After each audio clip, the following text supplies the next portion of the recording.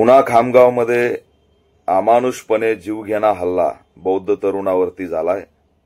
अजय सोनटक्के पाळा खडकी या गावचा 24 वर्षीय तरुण आहे।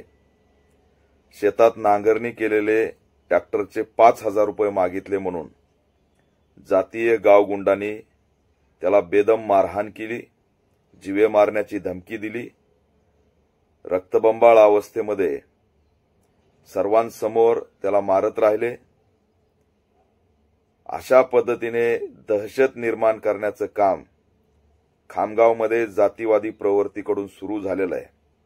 किरकोळ 5000 रुपये मजुरीचे मागितले म्हणून या बौद्ध समाजाच्या तरुणावरती हल्ला झालेला आहे। मी खामगावच्या डीवायएसपी बुलढाण्याच्या एसपींना आवाहन करतोय, मागणी करतोय की तात्काळ या आरोपीला अटक करावी, यांची गुन्हेगारी पार्श्वभूमी तपासावी आणि त्यांच्यावरती कठोर कारवाई करावी।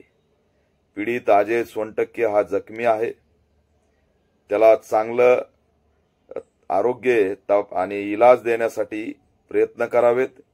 पीडिताला पोलीस संरक्षण दिलं पाहिजे आणि खामगावमध्ये ज्या पद्धतीने एका पाठोपाठ एक घटना घडतायत याची दखल सुद्धा एसपींनी घेऊन तात्काळ याच्यावरती ठोस भूमिका घेतली पाहिजे। लवकरात लवकर जर सर्व आरोपी अटक झाले नाहीत आणि न्याय मिळाला नाही तर पुन्हा खामगावमध्ये येऊन त्या ठिकाणी आम्ही मोठ्या प्रमाणात आंदोलन उभा केल्याशिवाय राहणार नाहीत। 8 दिवसात 2दा दलित तरुणावर जर हमले होत असतील तर खामगाव आणि बुलढाण्यामध्ये दलित सुनियोजितपणे टार्गेट केले जात आहेत का, असा सुद्धा प्रश्न या ठिकाणी निर्माण झालेला आहे।